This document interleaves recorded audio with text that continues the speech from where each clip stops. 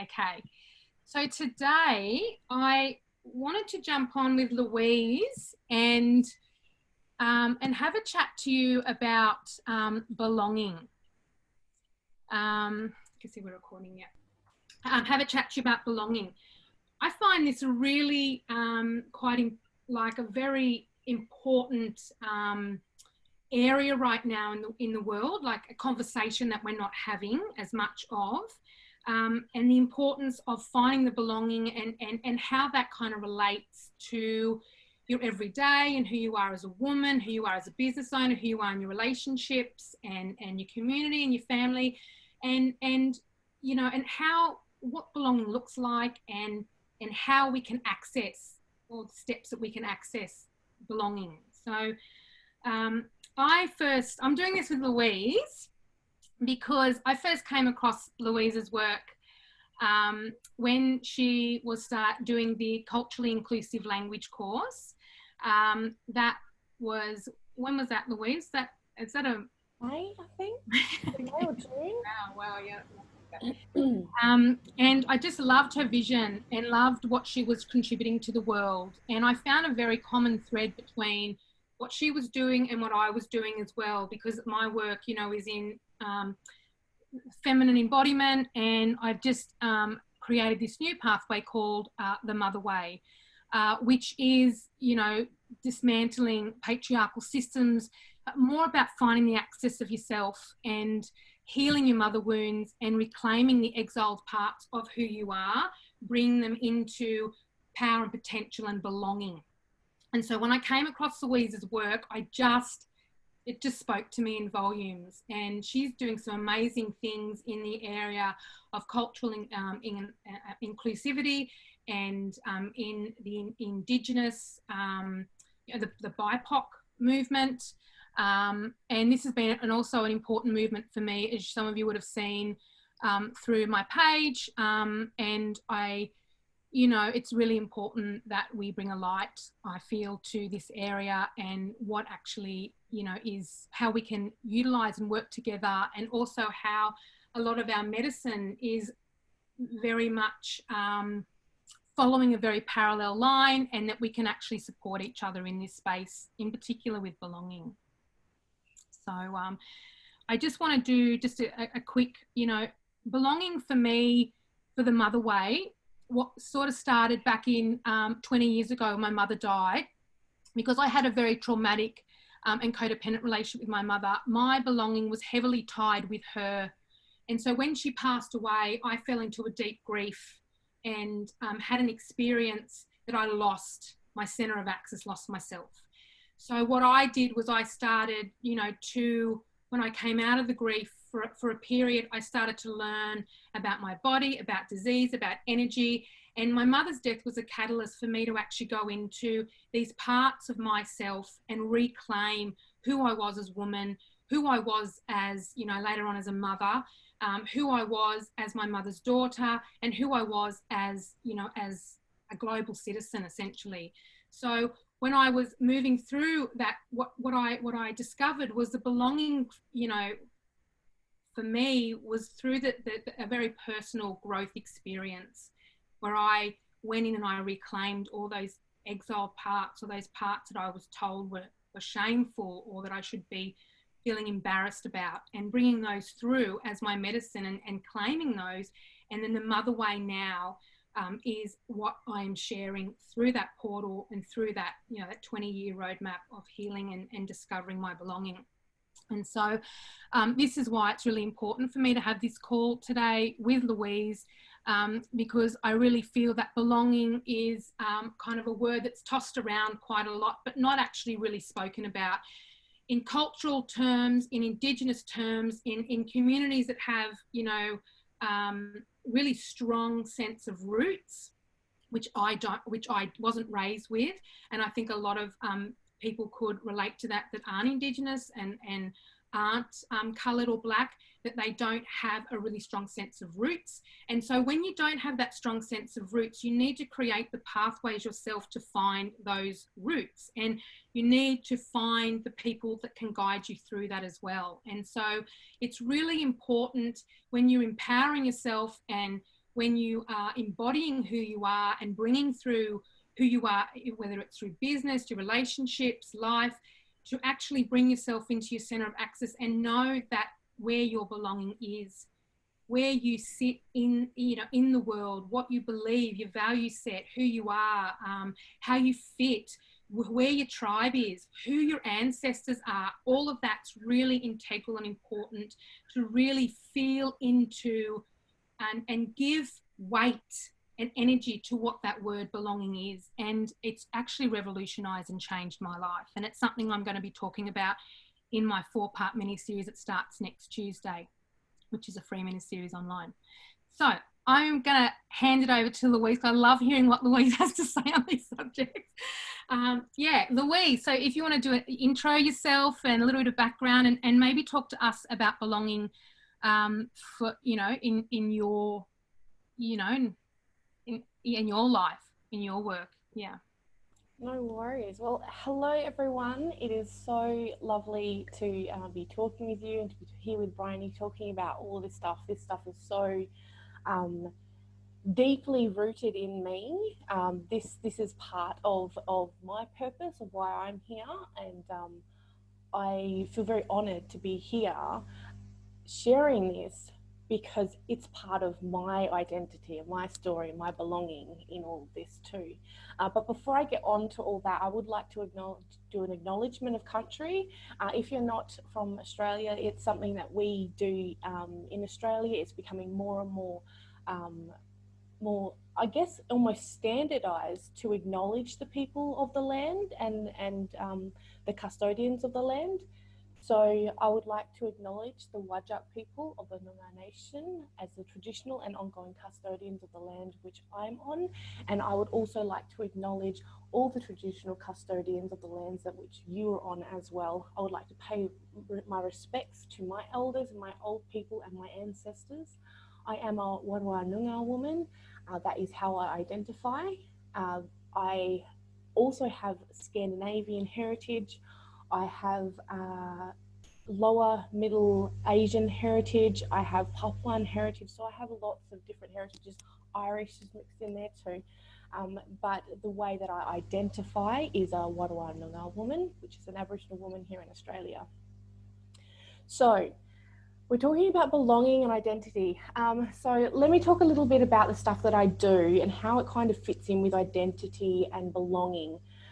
So I have 2 businesses. So one is louiseoreilly.com.au, and in that space, it's more of a space where I really get to speak about human rights from an Aboriginal perspective. I talk about Aboriginal culture. I talk about my culture. I talk about history and maybe looking at it from different perspectives. So I do lots of blogging. I do lots of reflecting on my own growth and journey through my own identity journey, which has been quite difficult. Honestly, it has been a very difficult one here in Australia and in the places that I had been brought up in. Learning where I kind of fit was confusing, really confusing.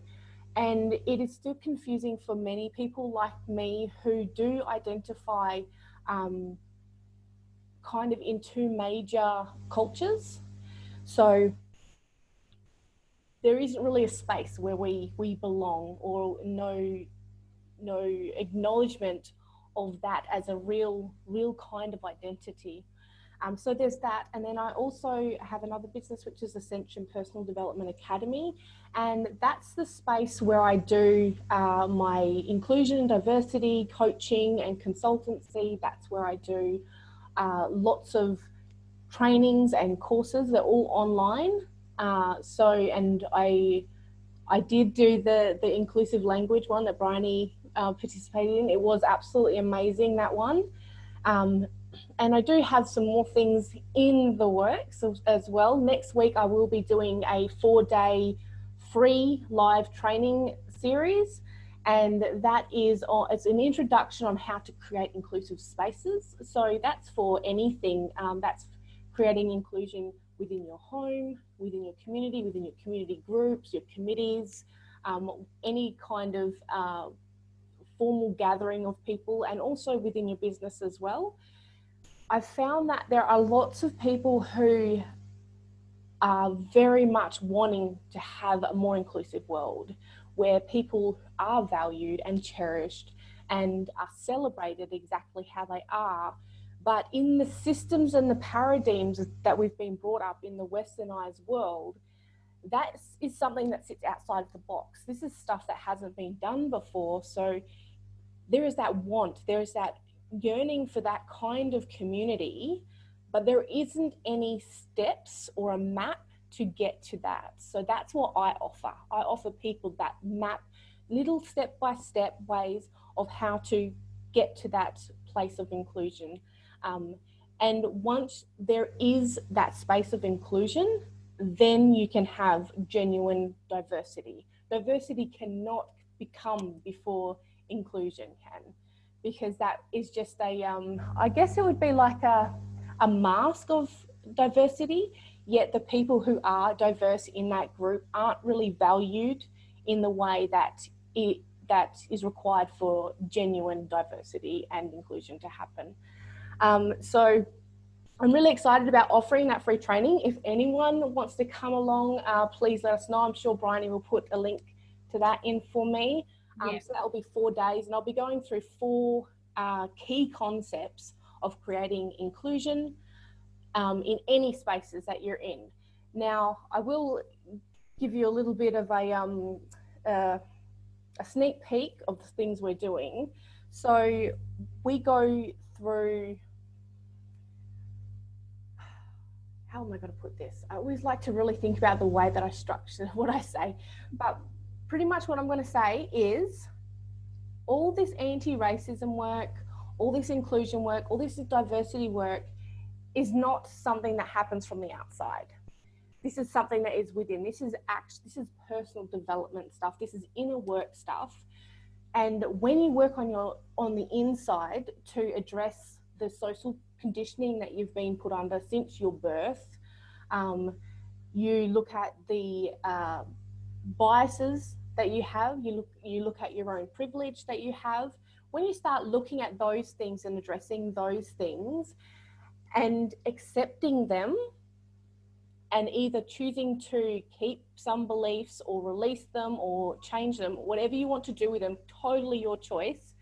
But that's when you start reflecting in the outside world, in your homes, in your communities and things like that,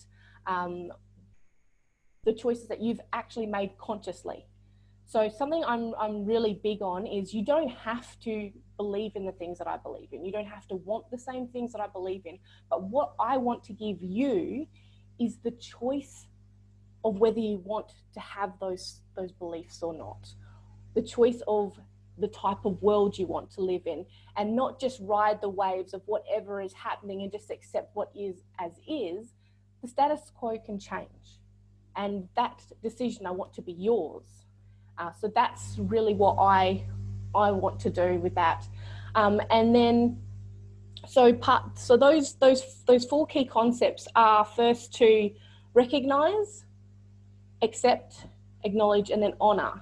And so if you come along to the free training, I will talk through each of those 4 steps, and that will give you a really great foundation of starting to create those inclusive spaces.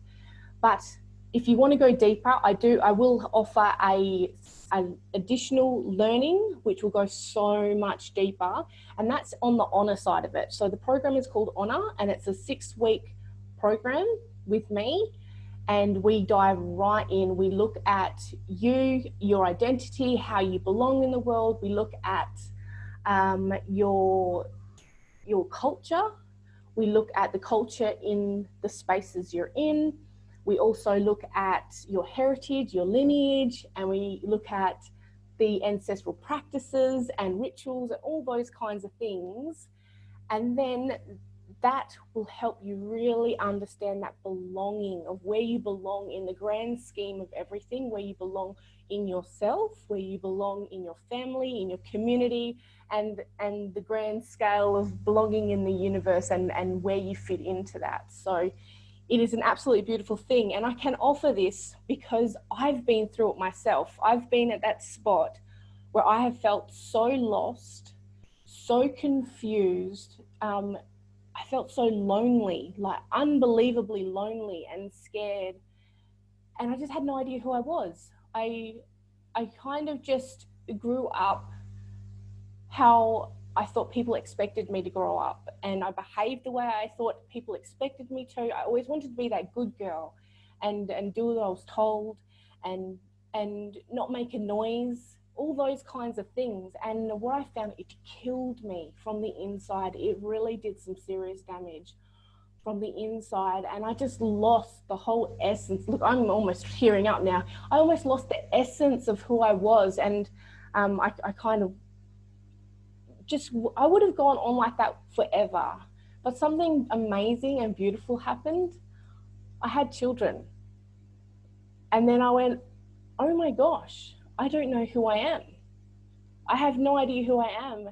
And it was really painful and difficult to be through that, and not knowing anyone who felt the same way as I did, and not knowing who to turn to talk about this stuff about identity and belonging.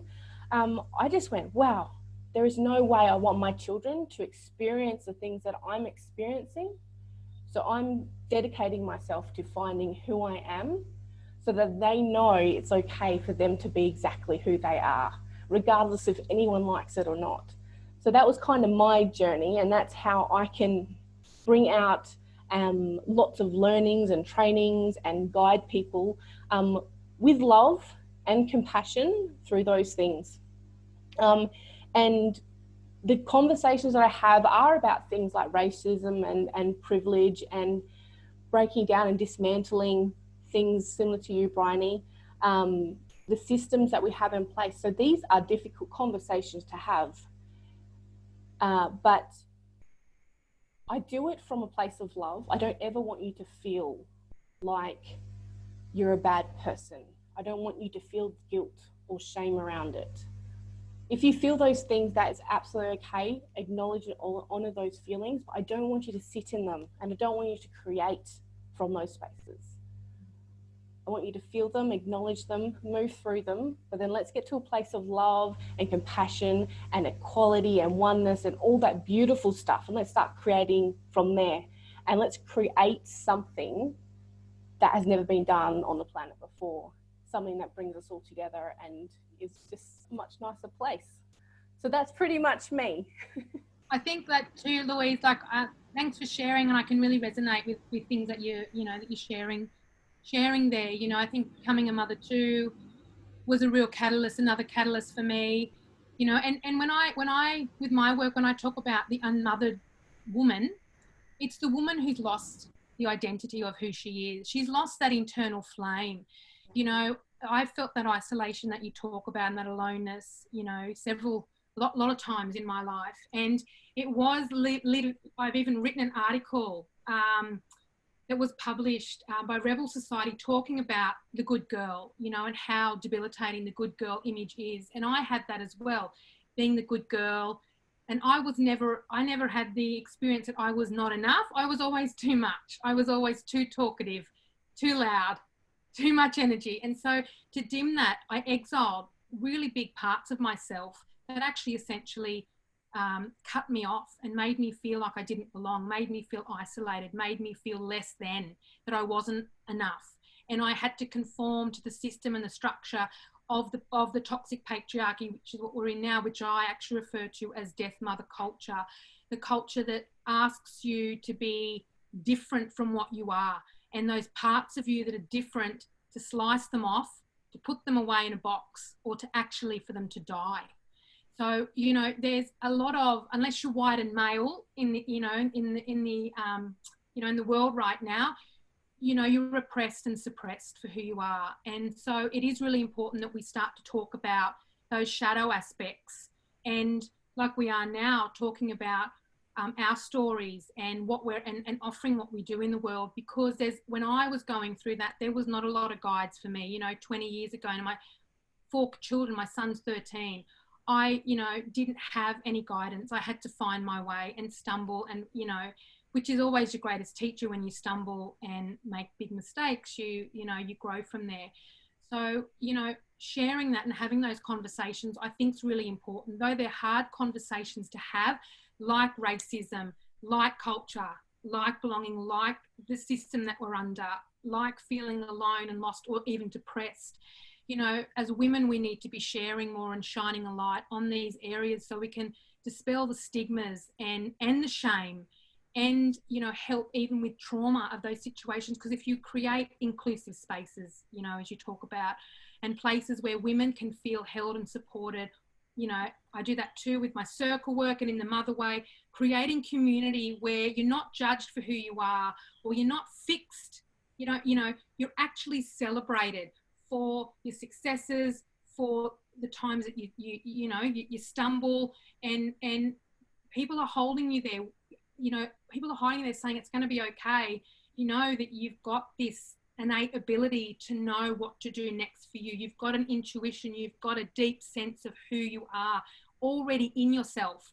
It is inner work to the out. You know, it is going in first. And we need to start to create those sacred pathways again, and rights of going into who we are, into our core, and finding those pathways, bringing those exiled parts back, finding community and places of inclusivity and belonging, and so we can feel held and celebrated, you know, for who we are, you know, which is just, you know, humans that are having a human experience, but in, you know, at the moment in extraordinary circumstances, essentially.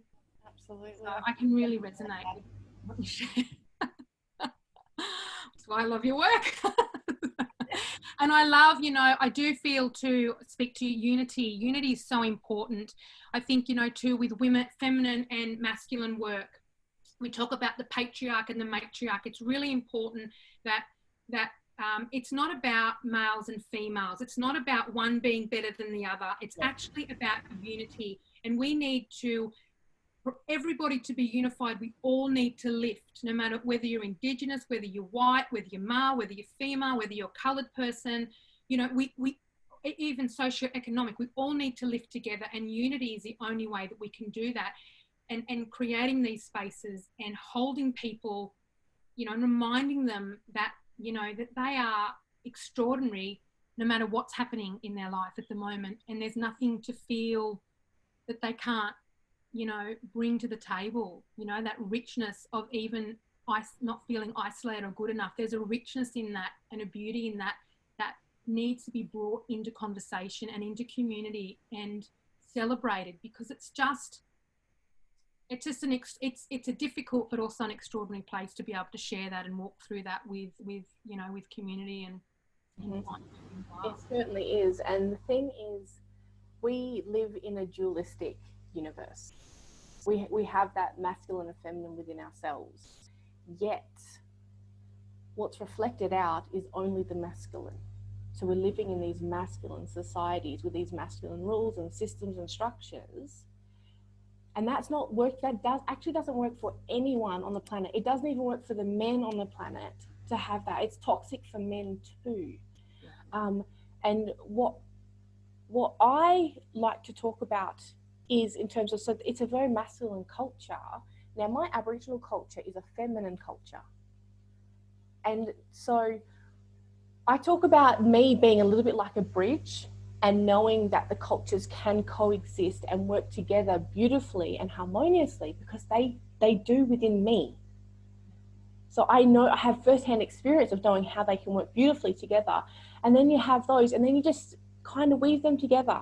And when they weave together, that's when everyone benefits. So when you have the introduction of another culture, well, actually, I'm not going to say an introduction, it's a bringing back of a culture that already existed here. So you're bringing back a feminine kind of culture into the system. What that will do is benefit every other person in this space. Because then you're bringing back being okay to be you, not needing to conform to certain things. There are certainly places where straight lines and conformity and that kind of stuff work, and they work in a way to benefit people. It's not about erasing that. It's about saying there are certain places where they're appropriate and good and beneficial for people, but there's other spaces where circles and just being exactly who you are and being seen and being heard and being valued is the most important thing. So it's about how do we now, knowing what we know has happened and how we have been affected by the systems that are in place, what are our next steps to move into something new which is more beneficial for all of us? Yeah. What could that look like? How can we mold that? And, you know, being our sovereign beings that we are, still understanding that we are connected to everyone and everything, and knowing that with that power, we are the creators, and together we can co-create something beautiful. We can together say, this is not okay. This stuff doesn't work for me. Look, I'm a mum. I can't work from 8 till 5 p.m. I've got children, or I'm a dad who I can't do that. I've got to pick my children up from school. The systems just sometimes just don't work. So how can we change what is happening to suit all of us in some way? And it doesn't mean everyone has to be the same. It means that everyone is valued for who they are in their identity, and how can we support that? Yeah, totally. Yeah, totally. I think, you know, the thread of each individual person that comes through is so crucial for this, you know, to co-create, to create this next world, or the next step. And we need diversity. We need that unique thread of each person coming together, because we learn off each other. We grow, you know, we mirror each other. We grow, you know, you see it in nature. Nature has cycles, you know, the trees, the flower, you know, we move in the seasons. You know, it's so important that we celebrate our individuality as well, of what we bring to the table. I agree. You know, it's not one way. And I think in spiritual terms, you know, once you hit on the spiritual track, I think often people think, or I think because spirituality is kind of being more commercialized, you know, when I was doing it, I was a bit weird, but now it's kind of cool, that there's got to be one or two threads, and it's just not the way at all. You know, being a spiritual person is so individual to each person, and you can make it eclectic. You can bring in what you need, you can discard. And I'm really not about the dogmas of the old teachings, even where there was guru lineages. It's old, it's dying out, it's a new age, it's a new birthing, and we need to take that intention step. And how are we going to move forward to co-create what is next? You know, what the world can look like. So, yeah. And there's such a fear I have found in terms of even talking about spirituality. Have you noticed that there's a real fear? But really, all spirituality is knowing who you are and honoring who you are. That's literally all it is. And knowing your power and knowing where you belong and where you fit in. That's spirituality. It's not a religion. It's very, very different thing. You're not told anything. Spirituality is going within, listening to yourself, your own inner knowing, and trusting that, not trusting a guru or anyone else. So that's why it's so powerful, because you have all the essence of you and everything that has come together to make up you, speaking to you. And just learning to listen to that is something so so powerful. Powerful is not even the word. It's more than powerful. It has the potential to literally change the world. Yeah, it transforms you.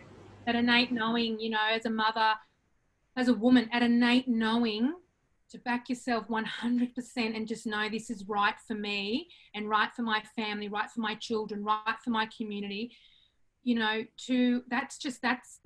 is transformational, and that's what changes the world. You know, that one step that one individual takes to root themselves into their axis of who they are, into their belonging, to bring through those exiled parts, to to accept themselves for who they are. And spirituality is a sacred form of being in union with life, you know, and it's there's no one way either or. It's just really such a beautiful expression of how you can create and how you can show up and support yourself and your family and your community, and what your intention, what your vision is for the world, what your intention for the future, not just for yourself, but for everybody, you know, for all beings, whether it's, you know, plant, animal, human. And it's really an intentional practice of being really, really close to who you are. So, yeah, I think, yeah, there's so much dogma about sexuality. And it's not all about meditation. I love meditation. I do meditation all the time. Some people don't like it, and that's okay. But you can actually practice and move with different practices, and you can have waking meditations, and you can be in union with the trees and with the earth and with the elements, and you can actually bring ceremony and sacred practices into even just mothering with your children, even just doing the dishes. There's no right or wrong with spirituality. Yeah. I love it. A cuddle with someone is spiritual. A cuddle, yes. Yes, yeah. Hey, Louise, have you got a tip or something for us to kind of kick off, you know, rooting into our belonging? I do. Well, I kind of have two. So something you can do, and, you know, you can either meditate on this, you know, if you do a yoga practice, maybe just think about it during your yoga practice, or if you journal, whatever you do that makes you feel connected to you, do this then. So maybe just really start writing who you know yourself to be.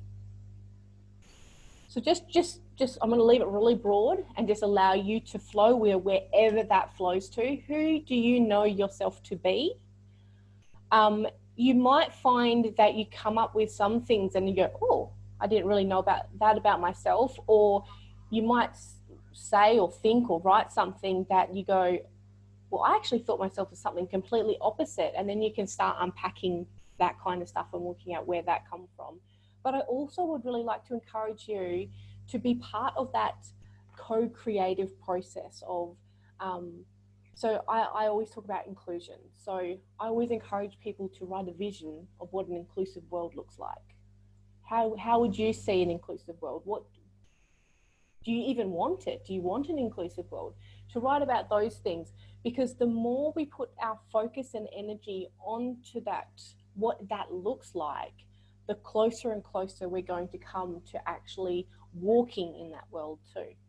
So that's my two tips to do if you would like to. Yeah, that's beautiful, Louise. And I think where I began with my belonging is rooting myself into my body. So I meditate daily. I root myself into the earth every day, my yoni into the core of the earth. And you know, a really easy and really quick practice to do for me has always been to just bring yourself into the moment, into your body.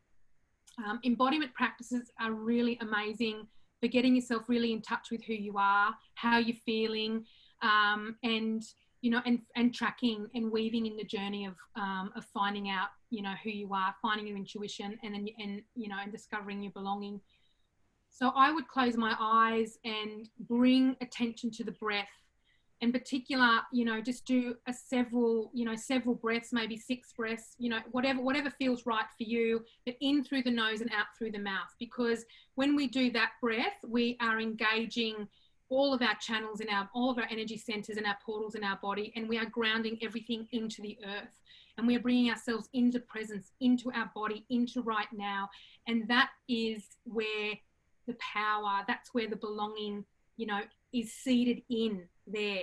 So if you can do that when you're kind of feeling overwhelmed, you're feeling confused, isolated, you're feeling fear, you're kind of wanting to do the practices that, you know, that Louise has just shared with us, bring some attention and just being with the breath for that moment, and then stepping into that space and doing that intention practice is really powerful to do, because it just centers you straight into where you are at, and it gets you really clear about what you want and what your next step is, and also listening to any information coming in from spirit or from I do a little bit of ancestral work at the moment from your ancestors, you know, from the elements, whatever, you know, from God, whoever you kind of turn to when you're needing a little bit of guidance. So that would be my tip for yeah, breathing. And so thanks so much, Louise, for sharing today. I love this call. I just, you don't want it to end. But anyway, I'm going to put Louise's links and everything to her her free training series in the comments below. I have also got, you have to register for that, don't you, Louise? You have to kind of, yeah. So you can register for that and you can join. I've done a training from Louise. It's amazing. I found it really juicy, really useful, and I'm kind of really excited to jump in there and do some more work with Louise. And if you want to join my 4-part free mini series, which starts next Tuesday, the 8th, I'll put the link in the comments below as well. You need to register for that too. And it's an intro into the Mother Way course, which is a 12-week live practice course where we meet every week in a live format. It's a live practice because it's about being in the body and moving through the mother wound, healing the mother wound, finding your power, who you are, and your belonging too. So the free series next week is kind of the intro into that, and where we'll be touching on belonging and intuition and how we build those trusting relationships, and also what the mother wound is and why it's really important to heal it. So I'll pop those links in the comments below. Thank you again, Louise, for coming today. This has been great, and thanks everybody. Sorry, I loved it. I love having these conversations. We need to do this again, I'm thinking. But yeah, thanks for watching, guys, and I hope you really found something really of use here, and you know, and practices to try, and I shall see you soon. Thanks, Louise. Bye. Bye.